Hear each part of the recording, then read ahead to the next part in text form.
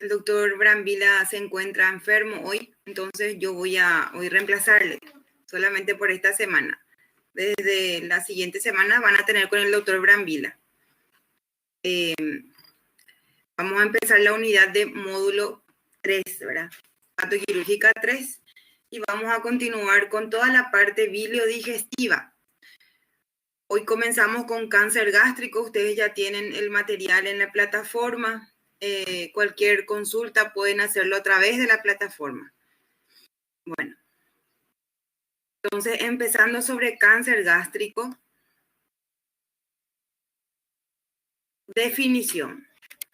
Es el cáncer, ¿verdad? Sabemos que es un tumor maligno y eso resulta de la multiplicación descontrolada de células inmaduras que nacen a partir del epitelio del estómago, el epitelio gástrico. El epitelio del estómago es cilíndrico simple ciliado, tiene también glándulas, por lo tanto puede ser o carcinoma o adenocarcinoma. Estas células inmaduras son incapaces de cumplir sus funciones normales. El cáncer gástrico se inicia a partir de una acumulación de daños genómicos que afectan funciones celulares esenciales. O sea que hay una mutación genética, hay una alteración en su genoma, está dentro del núcleo celular de las células de este epitelio y a partir de ahí empiezan a hacer una función descontrolada, una multiplicación exagerada y se transforma en una neoplasia maligna. Cáncer gástrico.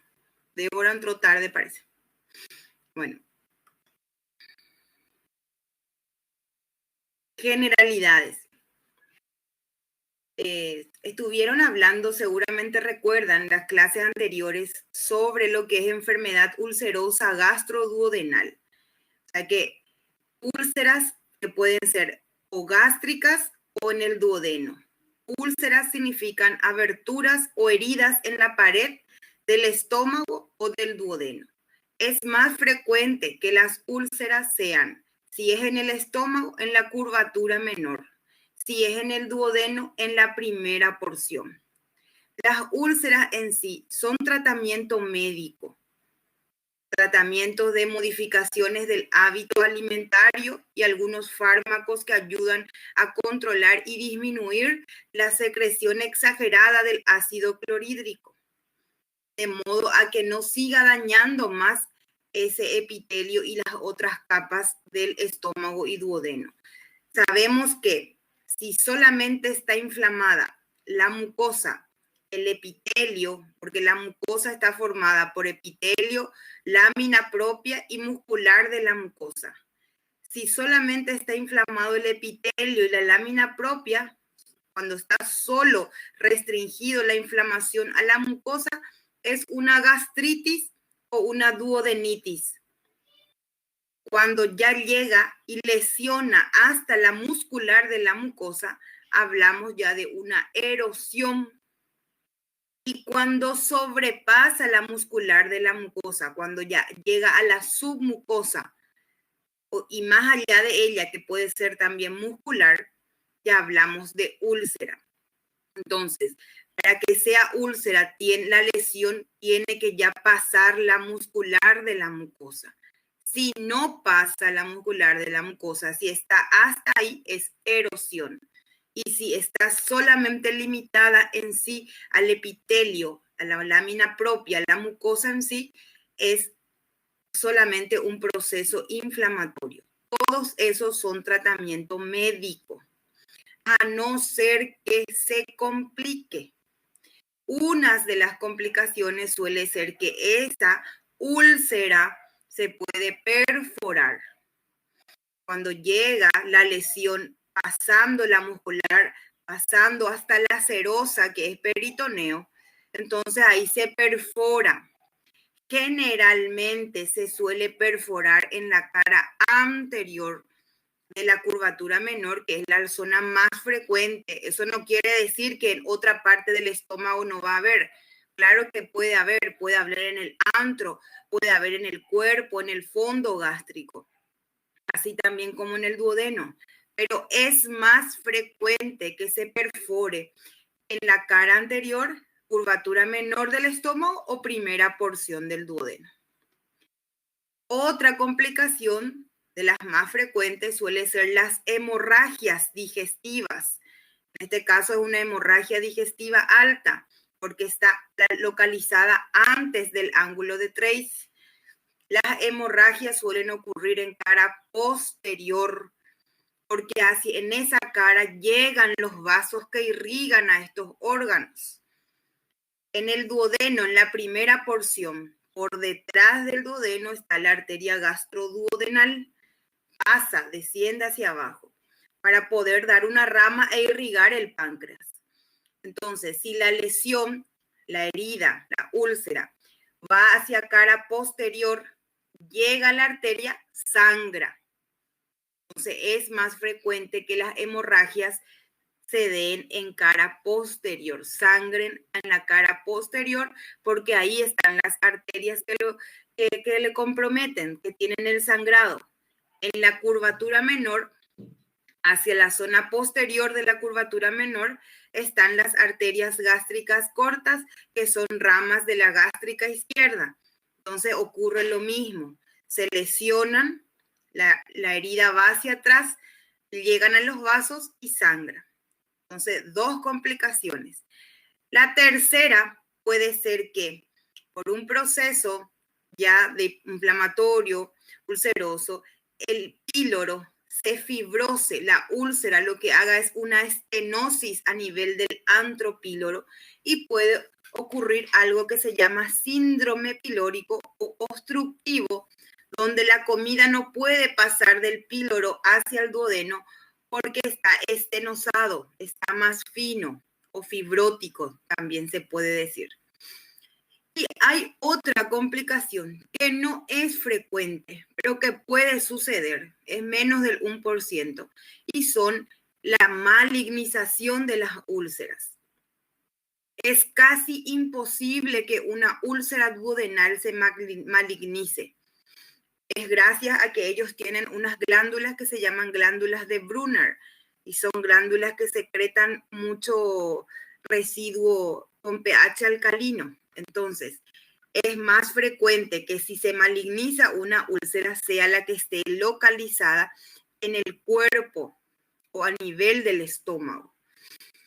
Ahora, no todos los cánceres gástricos provienen de una úlcera que se malignificó o que sufrió un proceso neoplásico. No, muy poca es el porcentaje.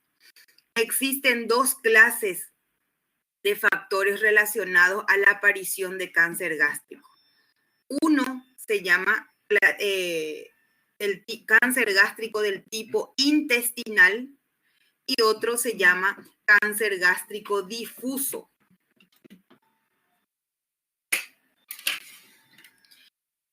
¿Qué tiene que ver?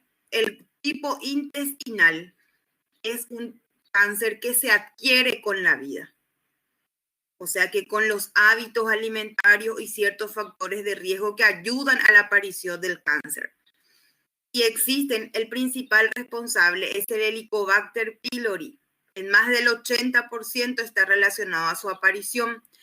No todas las cepas, porque hay varios Helicobacter pylori, o sea que hay varias cepas. Es como subclasificaciones de Helicobacter pylori. Existen cepas que no son muchas, pero que pueden ser carcinogénicas. Y esas son las que pueden transformarse en cáncer gástrico.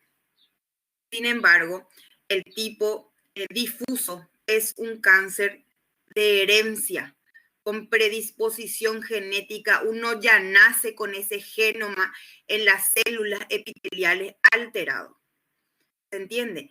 Y predispone el cáncer difuso, el que es de herencia, es más predisponente en los que tienen grupo sanguíneo tipo A.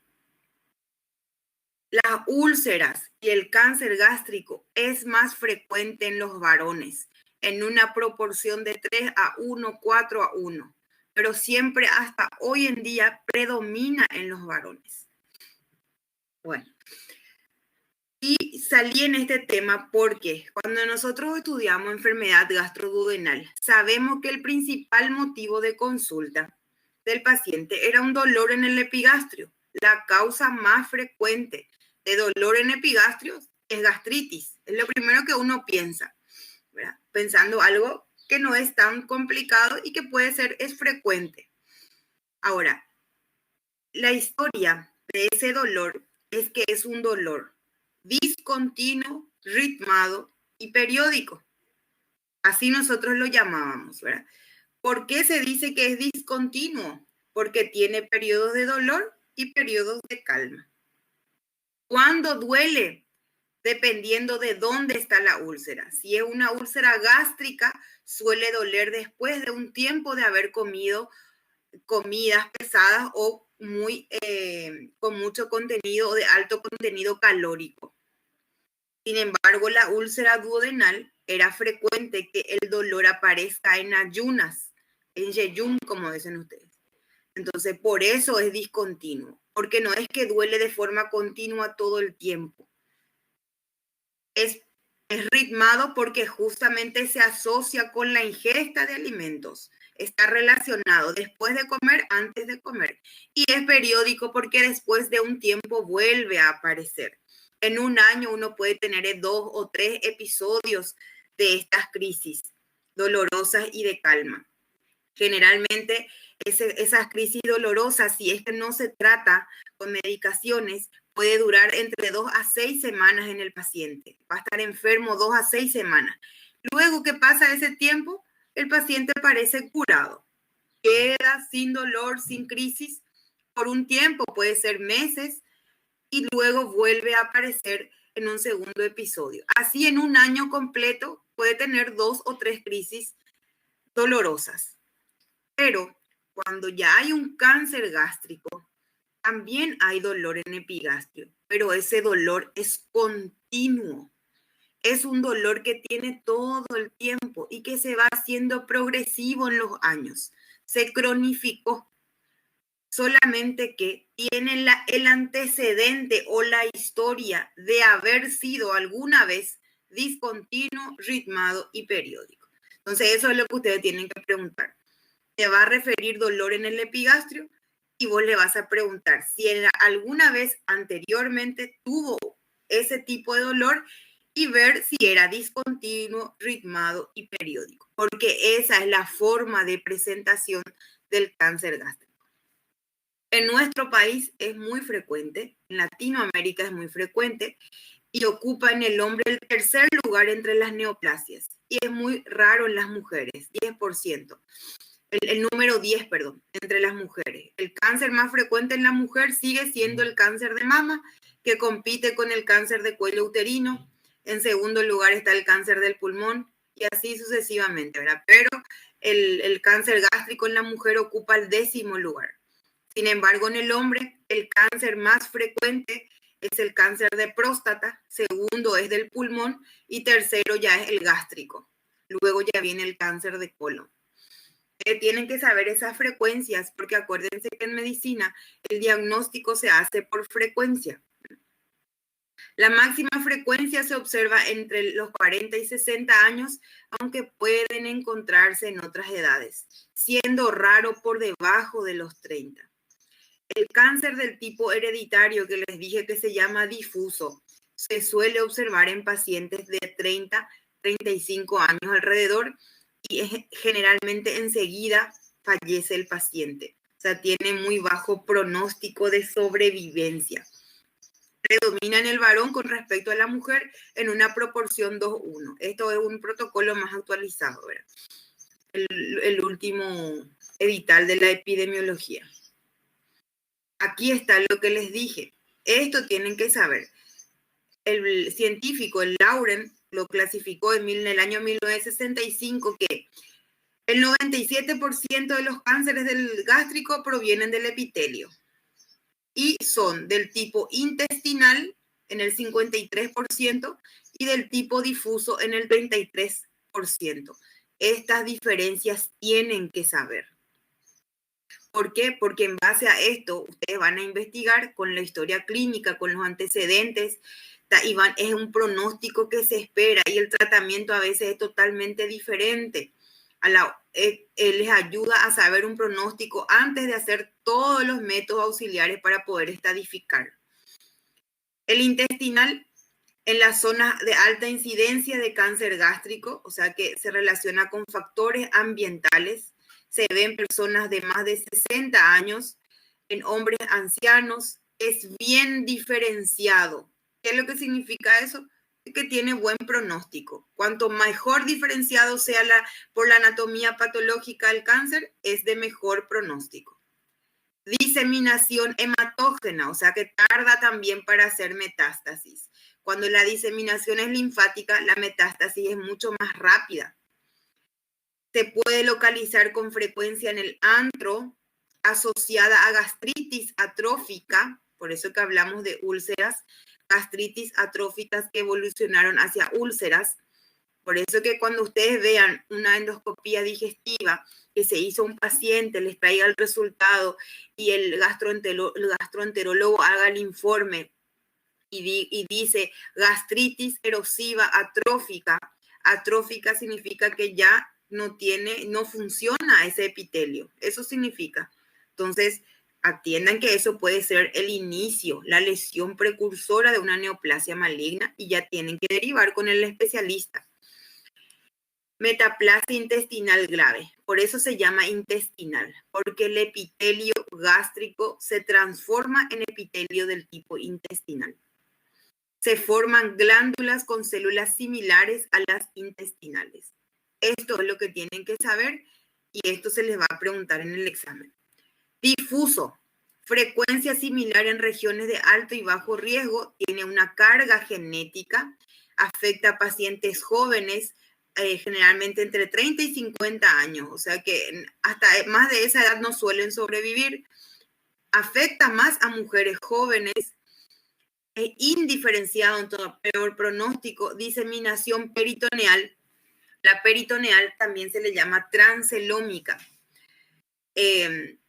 Significa que por contigüidad se va diseminando. También tiene que ver la diseminación linfática. Se localiza con frecuencia en el fondo o en el cuerpo, es pobremente diferenciado y tienen unas células características que se ve por la anatomía patológica que se llama células en anillo de sello. Son unas células gordas, bien grandes. Y se puede observar lo que es la linitis plástica, que sería la atrofia total del epitelio y la falta de diferenciación de todas las capas del estómago. Es como si fuera que está totalmente reemplazado el tejido gástrico. Y es la de peor pronóstico.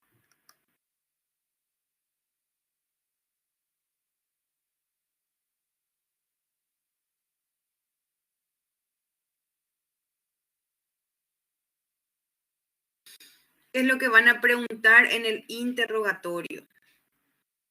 El motivo de consulta del paciente va a ser, lo más frecuente suele ser dolor en epigastrio o que irradia hacia los otros cuadrantes. Por ejemplo, puede irradiar más hacia hipocondrio izquierdo, porque si se localiza en el cuerpo o en el fondo va a irradiar hacia esa zona.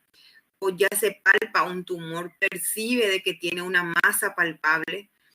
Hematemesis, sangrado por la boca, trastornos digestivos. Muchas veces el paciente refiere a intolerancia a ciertos tipos de alimentos, como la carne, que tiene fobia a la carne. Eso se llama sarcofobia. No puede consumir productos o derivados de carnes.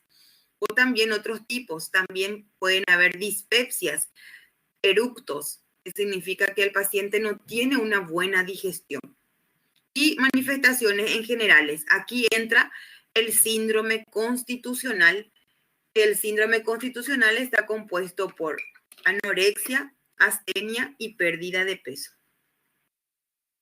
Eso en cualquier paciente neoplásico se manifiesta por la liberación de factor de necrosis tumoral alfa, beta, y ellos hacen que el cuerpo utilice las proteínas, ¿verdad?, como su fuente de metabolismo. Entonces el paciente está con desgaste muscular, por eso astenia. también tiene disminución de apetito.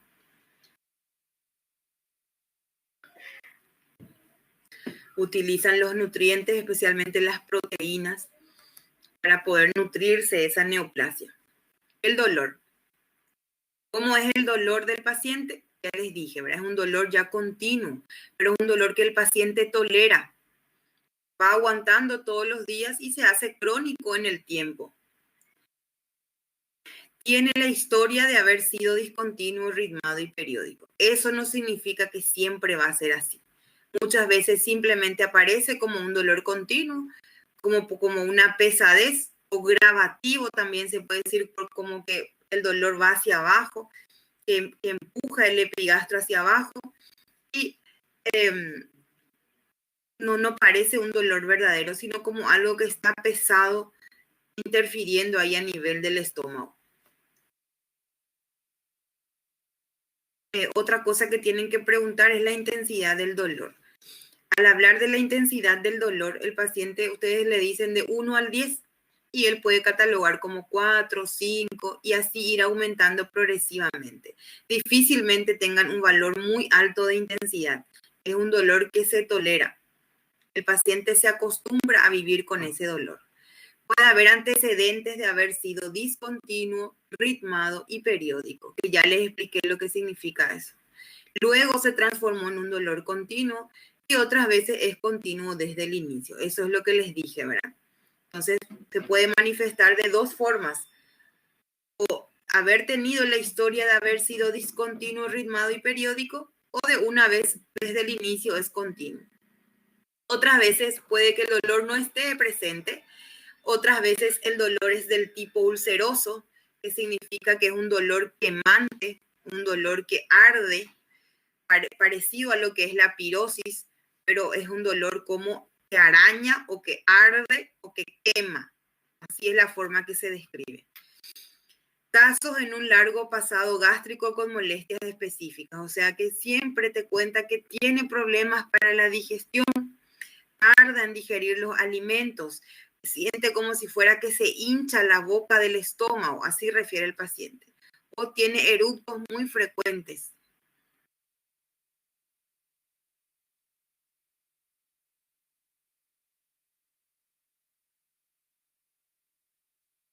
Hola Ligia, ¿me podés repetir la pregunta sobre AINES? La verdad que no vi, voy a mirar.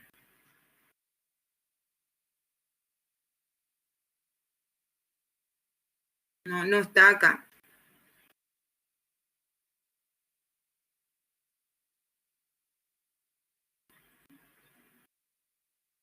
Sí, el uso indiscriminado de AINES contribuye al desarrollo de carcinomas. Mira, directamente no es culpable, pero sí contribuye a la disminución de los factores defensivos de la mucosa gástrica. O sea que cuando uno consume AINES o corticoides en forma crónica, bloquea a los factores de crecimiento, a las prostaglandinas, que lo que hacen es vasodilatación, y con la vasodilatación la regeneración continua del epitelio.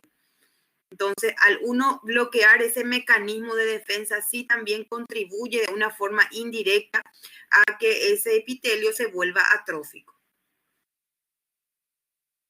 Tumor. No es frecuente que el tumor gástrico sea el motivo de consulta. Generalmente se hace evidente ya cuando la enfermedad está avanzada. La idea, pues, es que ustedes hagan el diagnóstico antes que el paciente tenga un cáncer gástrico avanzado, un cáncer gástrico ya diseminado, porque el cáncer gástrico diseminado es inoperable. O sea que tienen criterios de inoperabilidad. ¿Por qué? Porque el paciente ya no tiene pronóstico para la sobrevivencia y no compensa el riesgo de una cirugía someterlo, no se va a poder extirpar. Está totalmente ya difuso. Para eso van a ver que existen signos clínicos que nos indican que el cáncer ya está avanzado. Entonces, con una historia clínica, ustedes pueden hacer un diagnóstico precoz y evitar de que el paciente avance a un cáncer gástrico avanzado o diagnosticar un cáncer gástrico avanzado en el consultorio, que no sería lo ideal, pero por lo menos sería lo correcto para que en última instancia reciba tratamiento paliativo, porque solamente hay dos tipos de tratamiento en el cáncer, o curativo o paliativo. El curativo se extirpa el tumor. Esto quiere decir cuando tiene criterios de operabilidad. Y el curativo y el paliativo ya no se puede extirpar el tumor por completo, o probablemente lo que se hacen son medidas para que el paciente pueda sobrevivir lo más dignamente posible, ¿verdad? Ya pueda comer, pueda defecar y pueda tener una vida lo más normal posible, ¿verdad? Contribuye a disminuir toda su sintomatología. Es muy raro ya que de entrada se presente el tumor, sino ya en fases avanzadas. Hematemesis no es frecuente que sea motivo de consulta. En cuanto a volumen, es rara una hematemesis masiva. Generalmente son como borras de café, se dice, de color amarronado, como chocolate, el color del chocolate. Algunas veces no hay dolor ni no hay tumor, pero puede haber hematemesis y eso ser sinónimo de una primera manifestación. Entonces, siempre que hay hematemesis es criterio para hacer una endoscopía digestiva alta, una vez que ustedes comprueben que realmente es hematemesis.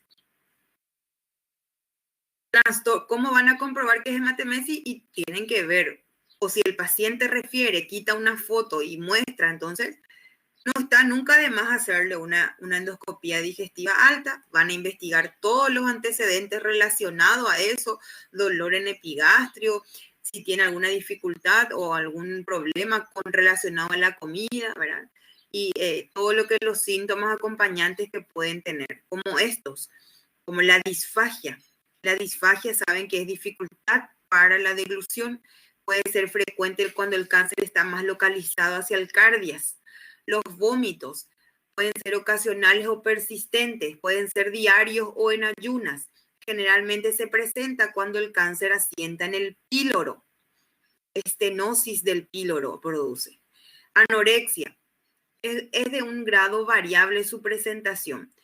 Puede ser que al comienzo el paciente no presente anorexia, pero luego sí ya se van presentando problemas para comer, como la sarcofobia que les hablé, que es la intolerancia a la carne. Luego, pirosis, halitosis, eructos fétidos, quiere decir que el estómago no está haciendo su función de digestión. Y la constipación, porque el paciente disminuye su ingesta diaria de comida, entonces eso lo lleva a que tenga estreñimiento. Ustedes saben que algunas veces el paciente se va por constipación. Nada que ver, ¿verdad? Es un trastorno digestivo, pero no tiene nada que ver con el estómago, ¿verdad? Más bien con el intestino. Pero es justamente porque disminuye la ingesta.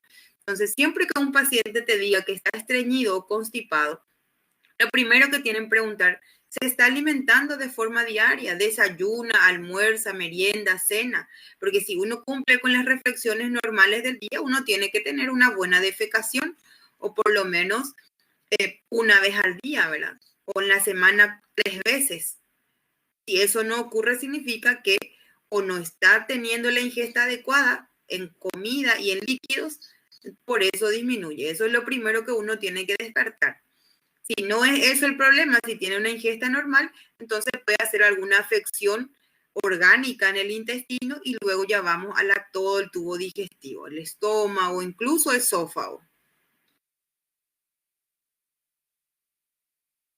Manifestaciones generales. También llegué a ver un caso donde el paciente tenía anemia, una anemia crónica. Llegó por cansancio, llegó en el consultorio de clínica. Vino porque siempre estaba cansado, porque no quería comer y estaba pálido el paciente. La conjuntiva parecía como el color de la carne de pescado, así se compara. Entonces, eso puede ser que tenga una hemorragia crónica como consecuencia de la anorexia por disminución de la ingesta. Entonces, eso hace que le lleve al paciente también al consultorio. Por ende, decaimiento y astenia, por la progresión de la neoplasia, y el adelgazamiento por la enfermedad avanzada y por la disminución de la ingesta. Entonces, en semiología ustedes van a ver que Enfermedad grave no es sinónimo de gruesa sintomatología inicial. No necesariamente uno, para que sea cáncer, uno tiene que tener un dolor intenso, un tumor evidente para que ya piensen. A veces molestias, incluso síntomas que no interfieren tanto en su vida cotidiana, ya es sinónimo de que puede ser una neoplasia.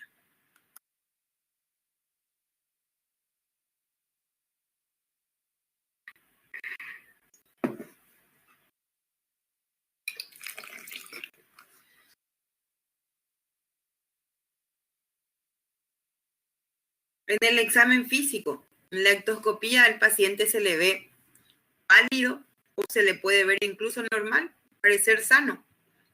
A veces, en otros casos, se puede evidenciar de que tiene una enfermedad importante sistémica porque se le ve delgado, asténico, anoréxico, pálido, asténico, debilitado. Entonces, el adelgazamiento pronunciado, el color pálido de la piel son propios de una enfermedad avanzada.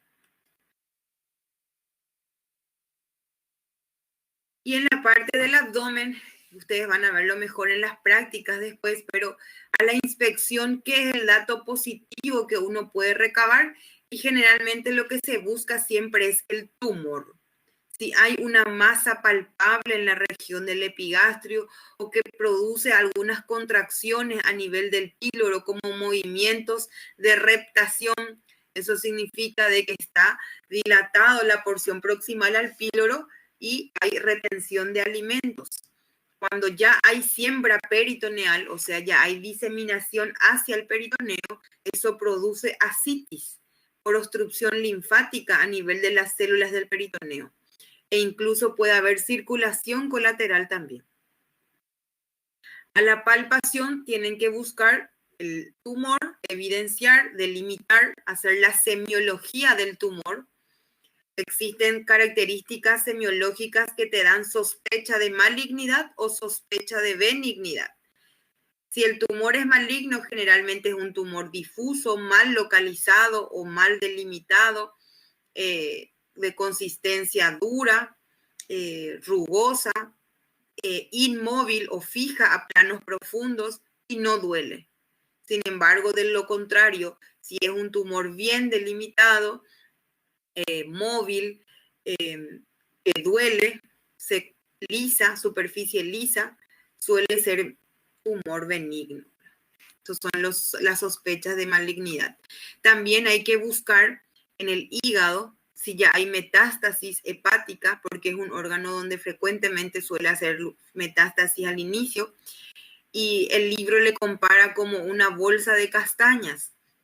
Castañas son como nueces, entonces está dentro de un paquete, una bolsa, y al tocarlo sienten como nódulos, como bolas, ¿verdad? Nódulos hepáticos. A la percusión, si percuten sobre el tumor, va a ser mate porque es algo sólido. Y al auscultar, no va a haber ningún dato de valor porque el tumor en sí no va a tener ningún ruido. En el tacto vaginal o rectal, lo que se busca es si ya hay implantación de neoplasia a nivel del fondo de saco de Douglas, y cuando está implantado el cáncer ahí oblitera, o sea que está cerrado. Uno quiere hacer tacto rectal y tiene que entrar en fondo de saco de Douglas, que es el saco posterior.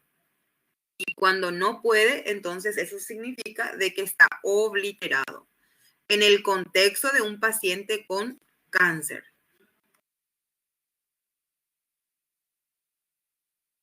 Y esto es lo que les dije hace rato.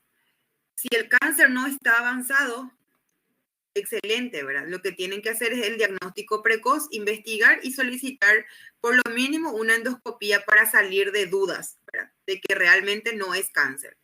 Ahora, si no, si encuentran estos signos en el examen físico, significa que ya está cáncer avanzado, significa que está en el último estadio y son criterios para no operar más. O sea, ya hay contraindicación de cirugía cuando hay masa palpable tumoral en el epigastrio, hepatomegalia, el hígado agrandado o como bolsa de castaña, significa que hay nódulos hepáticos.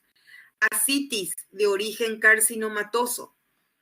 No sé si ustedes alguna vez ya vieron ascitis, pero cuando hay líquido en cavidad peritoneal, cuando se constata eso por la clínica, por semiología clínica, lo que se puede hacer es una punción que se llama paracentesis. Se hace en la región del cuadrante inferior derecho del abdomen. Ese líquido se extrae y se manda a cultivo, se manda a estudiar. Y ahí proviene si qué tipo de células o microorganismos están involucrados. En el caso que llegue células neoplásicas, entonces sabemos que la ascitis es de origen carcinomatoso, o sea que por metástasis peritoneal. Adenopatía supraclavicular izquierda, significa que por diseminación linfática el conducto torácico recoge la linfa del lado izquierdo del cuerpo y desemboca en el ángulo yugulo-subclavio izquierdo. Por lo tanto, hace un nódulo en la región supraclavicular izquierda, que significa que en el drenaje linfático hay células cancerígenas. Entonces, eso hace una hiperplasia, un crecimiento, y se puede objetivar en la región supraclavicular izquierda. Y le da un nombre propio que es característico del adenocarcinoma gástrico, de metástasis del cáncer gástrico, que se llama nódulo de Virchow. Aprendan eso, porque siempre se les va a preguntar hasta el último año y les va a servir para toda la vida. Lo mismo ocurre con una adenopatía axilar izquierda, se le llama nódulo de Irish, por diseminación linfática. Lo mismo ocurre a nivel del ombligo, en los nódulos de la pared, en la región supra o paraumbilical, puede haber un nódulo infiltrado de células cancerígenas que también llega por diseminación linfática o por diseminación transperitoneal y se le llama nódulo de la hermana María José. También puede decirse en inglés, van a encontrar en algunos libros Mary Joseph, dicen los libros. Y se le dio ese nombre porque una monja, ustedes dicen Freira, una monja descubrió en un paciente, bueno, ella era una monja que atendía pacientes cuando estaban en temporada de guerra, y atendía a todos los pacientes. Y como ella era la enfermera, ella descubrió este nódulo en el paciente y de ahí que le dieron su nombre. Entonces descubrió que era un cáncer de origen avanzado. Ocupación en el fondo de saco de Douglas, que ya les hablé, y tiene un nombre que se llama signo de anaquel de Blumer, y pueden haber metástasis en el ovario. Desde el estómago, el cáncer del estómago puede diseminarse por vía transperitoneal, transcelómica, también se lo llama, porque el peritoneo deriva del celoma embrionario que se formó en el desarrollo embrionario de cada ser humano. Entonces hace metástasis por la vía transperitoneal o transcelómica hacia el ovario derecho, y ahí se lo llama tumor de Krukenberg. No así es frecuente hacia el lado izquierdo. Generalmente cuando es cáncer de colon puede ser hacia el lado izquierdo y ahí se llama tumor de Krukenberg-like. No es lo mismo. Entonces, cuando es adenocarcinoma gástrico y hay metástasis al ovario por diseminación transcelómica, se lo llama tumor de Krukenberg.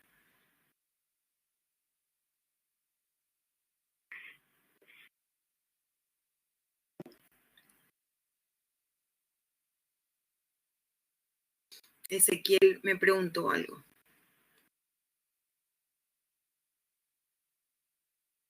Sí, se puede sacar el estómago, Ezequiel, pero igual si hay metástasis, viste cómo acá hay metástasis, no necesariamente solo en el estómago. Incluso cuando se opera, cuando todavía no tiene estos signos y es operable, lo que se hace es sacar el estómago, una gastrectomía total. Realmente si está a nivel del píloro, se saca solamente esa parte y se deja el cardias y el fondo. Se hace una gastrectomía parcial, pero si el tumor está en el cardias y en el fondo cuerpo, se hace una gastrectomía total y se anastomosa el esófago con el yeyuno o duodeno. se hace una derivación digestiva, se dice. Pero cuando está expandido por diseminación linfática o transcelómica, que sería por vía peritoneal, ya no hay caso. De balde le vas a sacar el estómago porque ya está diseminado. No vas a poder sacar las otras partes del cuerpo.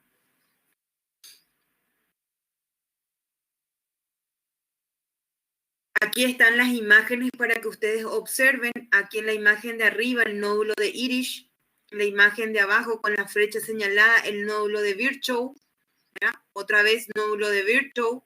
Luego en la imagen de abajo el nódulo Mary Jobs, de la hermana Mary Jobs, María José, ¿verdad? Entonces, por favor, es importante que sepan por qué y por qué. Ustedes pueden ver eso en pacientes así con pérdida de peso, astenia, anorexia, con ciertas molestias en el epigastro. Entonces siempre busquen esos signos de cáncer avanzado. Aquí el tumor de Krukenberg se hace evidente o por una ecografía transvaginal donde se observa bien el ovario y se ve que hay metástasis ahí, o directamente ya en la laparotomía, en la cirugía.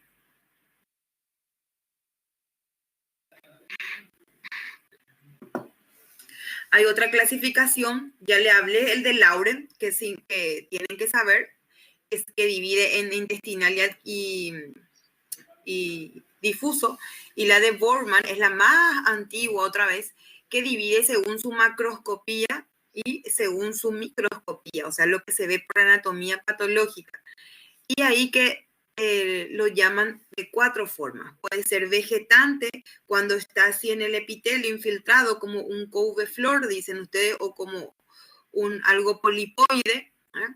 Luego está la otra forma que es ulcerante, que penetra en las capas, es también un poco vegetante, que sobresale, pero también atraviesa la pared, ulcera. Luego tenemos el que es ulcerado e infiltrante, se infiltran todas las capas del estómago, y luego tenemos la linitis plástica, lo que hace es la atrofia total de las capas y del intestino.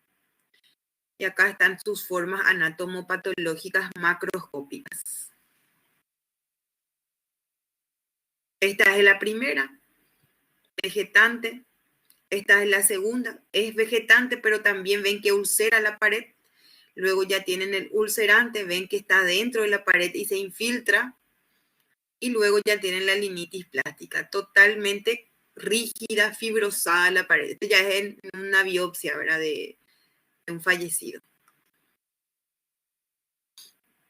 Otra vez, ahí se le llamó Borman tipo 1, tipo 2, tipo 3, tipo 4. Tipo 1 entonces es poliposo, porque parece un pólipo o un poliflor. El tipo 2 es ulcerado, el tipo 3 es ulcerado infiltrante, y el tipo 4 se lo llama infiltrante difuso o linitis plástica. El 90% del poliposo son bien diferenciados, o sea que tiene un buen pronóstico. Desde aquí, el ulcerado, úlcero infiltrante, el 50% ya tienen una escasa diferenciación, o sea, ya va disminuyendo su pronóstico. Y el infiltrante ya es de peor pronóstico. Aquí está una diseminación en hígado, el 38 al 54% se disemina en hígado, luego al pulmón, cuando hay nódulos en el pulmón, eso ya van a hacer después. Primero tienen que hacer la parte clínica, historia clínica, examen físico, buscar esos nódulos, todos estos que te indican de que hay diseminación, como por ejemplo, si no atraviesa la submucosa, entonces ya puede haber infiltración en los canalículos vasculares. Si atraviesa la membrana basal, ya puede ir hacia los ganglios, el de Irish, el nódulo axilar anterior inferior se llama de Drish, después está el supraclavicular de Virchow. Y el que si es por contigüidad, o sea, porque está al lado o cerca, puede ir al bazo, al esófago, al páncreas, al colon. Y acá están las metástasis más frecuentes. Ven que el hígado en primer lugar, luego pulmón. Entonces, luego de ver la parte clínica, van a solicitar los métodos auxiliares de diagnóstico. Muchas veces el pulmón puede ser totalmente asintomático, no tener ningún síntoma pulmonar para decir que hay algo en el pulmón ya. pero luego se hace una radiografía de control y ahí se pueden ver imágenes nodulares. Cuando hay metástasis secundaria en el pulmón se llama imagen en suelta de globos, metástasis nodulares. ¿Alguien sabe lo que son signos paraneoplásicos? ¿Por qué se llaman así?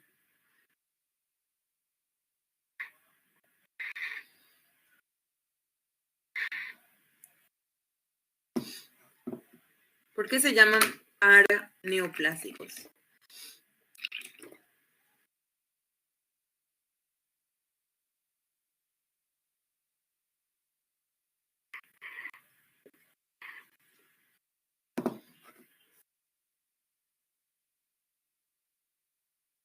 Exactamente. Por lo que dice Van Dilma, está muy correcta.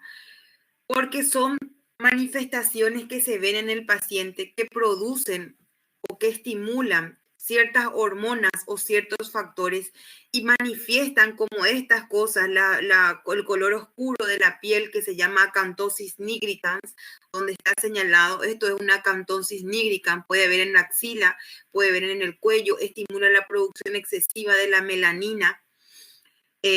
Luego tenemos la lesión de Leser-Trelat, que parece como una queratosis múltiple.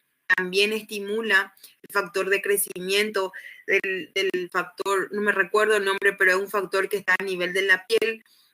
O también puede hacer incluso tromboflebitis, coagulopatía intravascular diseminada y eso desencadenar una anemia microangiopática porque existen émbolos de células neoplásicas que viajan por la circulación lesionando el epitelio, liberando sustancias, haciendo como trombos.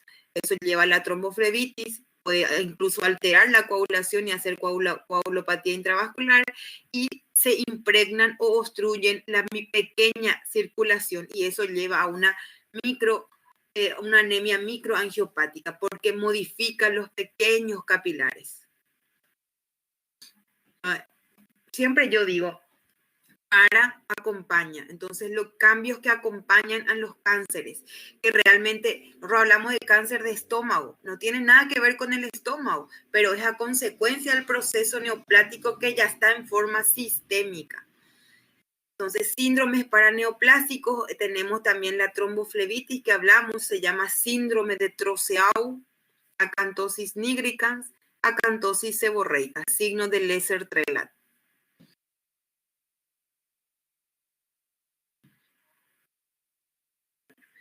Hicimos el diagnóstico clínico por el antecedente el del dolor, la historia clínica, dolor, tumor u otros síntomas que hablamos. Hicimos el examen físico, buscamos si hay signos de cáncer avanzado y luego lo que tenemos que hacer es métodos auxiliares de diagnóstico para llegar al diagnóstico definitivo y en el caso de los cánceres, hacer el estadio.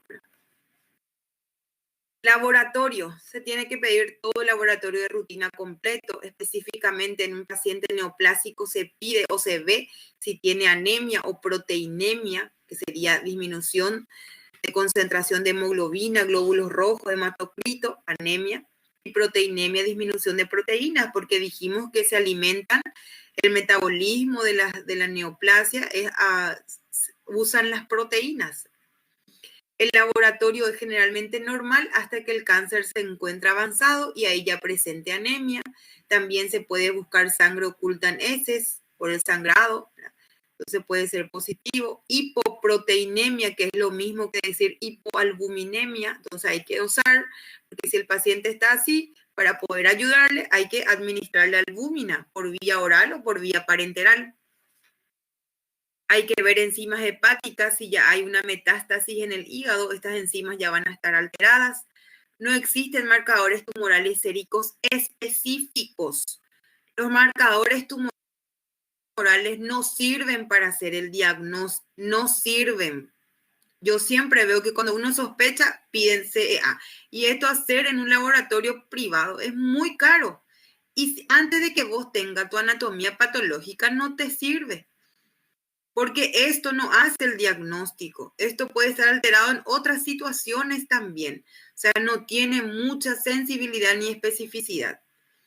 es menos del 50%. Ahora, si uno tuvo un cáncer gástrico, se operó, se hizo una gastrectomía parcial o total, y luego quiero hacer un seguimiento en ese paciente, ahí sí sirve.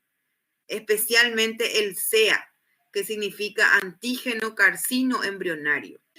Hasta que yo no tenga el resultado de anatomía patológica, de saber qué tipo histológico y hasta dónde está, dónde se extiende o el grado de diferenciación, no me va a servir los marcadores tumorales.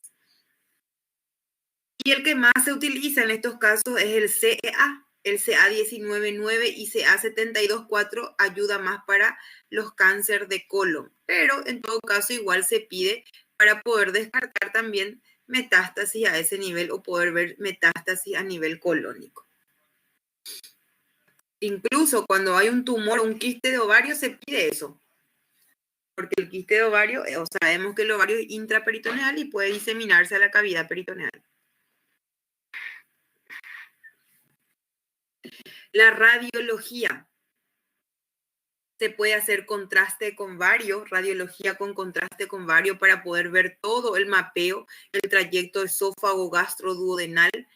Realmente eso no sirve para diagnóstico definitivo, pero sí sirve para ver el mapa completo del trayecto digestivo hasta el duodeno.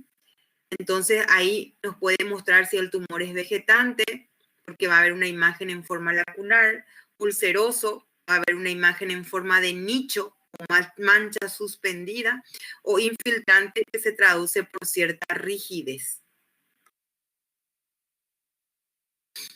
Luego sabemos que la endoscopía digestiva alta es la que nos permite visualizar de forma directa las lesiones gástricas y es el método electivo, es el método ideal. Además de hacer visualización directa, donde hacemos diagnóstico macroscópico, se puede hacer la biopsia, ¿verdad? Tiene una sensibilidad del 95%, ¿verdad? Y si se observa una úlcera gástrica, y generalmente una úlcera que recibió tratamiento médico y que no cura, siempre que hay una úlcera en el estómago, hay que hacer biopsia. Hay que hacer biopsia del borde de la úlcera y de la base.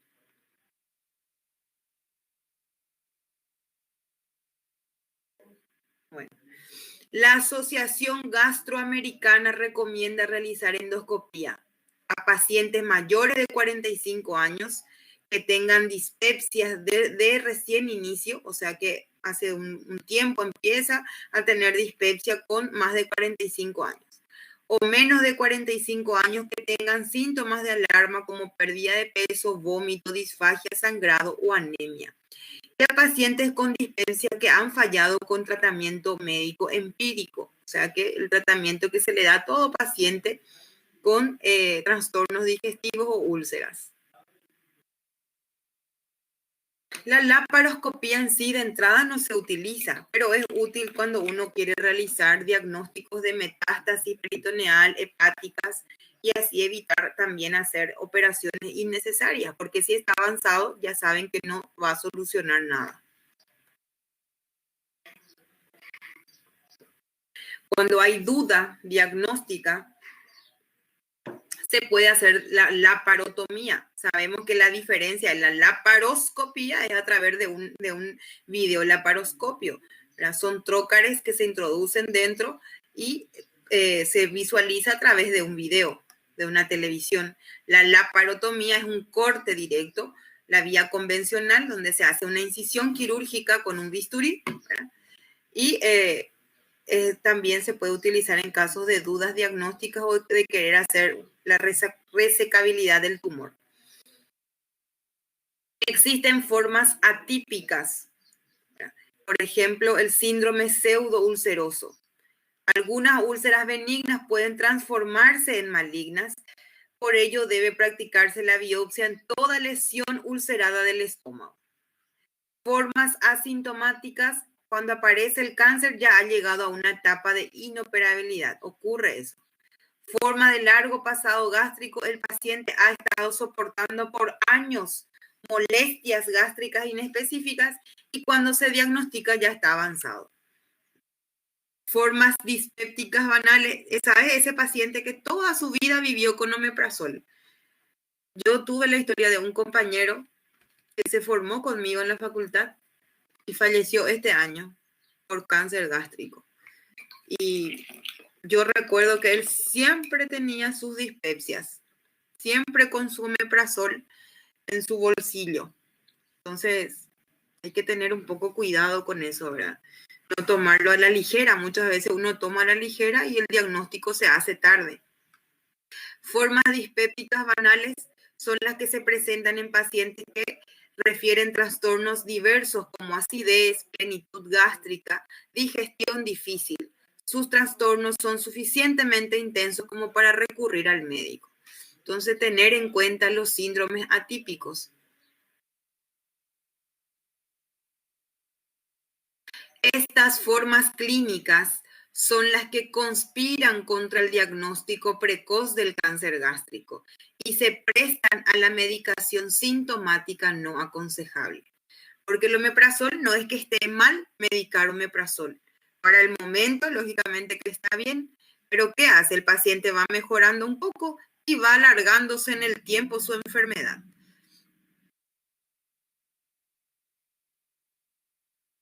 Entonces, ¿cómo se hace el diagnóstico del cáncer gástrico? Historia clínica, examen físico es esencial, laboratorio completo, ecografía para poder evaluar si hay ascitis o metástasis en algunos órganos abdominales, radiografía de tórax, se descarta metástasis pulmonar, la tomografía multi-slide abdominal y pélvica para ya hacer la estadificación de diseminación.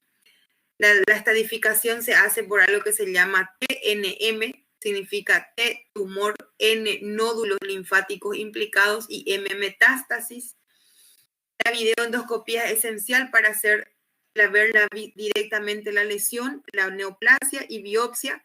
El PET scan es un método también que es tomografía por emisión de positrones, donde pinta de color naranjado la zona donde está con mucho consumo de glucosa, porque tiene un marcador que reconoce la glucosa. Entonces pinta todas las zonas del cuerpo donde hay tumores. Y solamente que tiene falsos positivos. Esa es la desventaja del PET scan. La videoendoscopía digestiva alta también se puede hacer con videoecoendoscopía, donde se coloca un transductor ecográfico en la punta del endoscopio para poder evaluar mejor la T, que significa el tumor, hasta qué capa del órgano está infiltrado.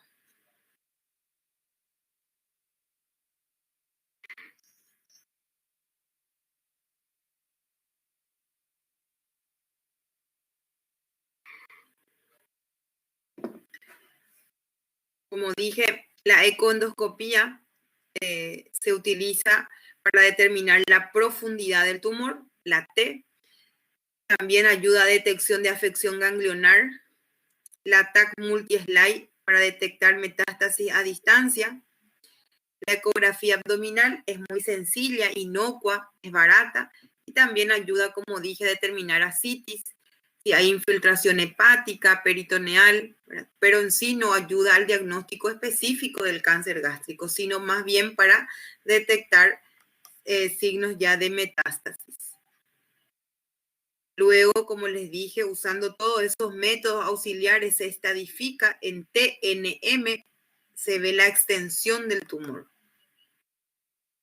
Y acá está todo esto que lógicamente ustedes no van a saber.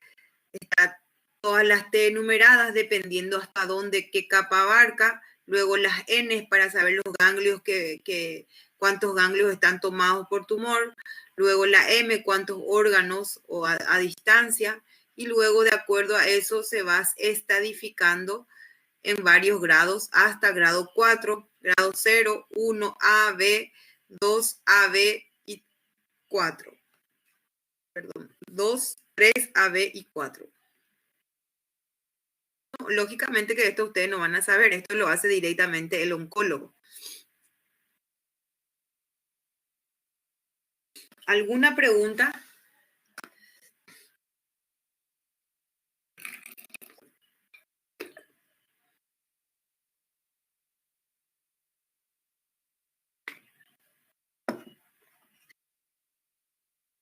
Bueno, creo que ya se publicó la, mm, la actividad de esta semana. Cualquier duda, creo que con la clase de hoy va a quedar clara, ¿verdad? El caso clínico que se les colocó, las preguntas. Y cualquier cosa pueden escribir en la plataforma. El doctor dijo que va a estar contestando cualquier duda.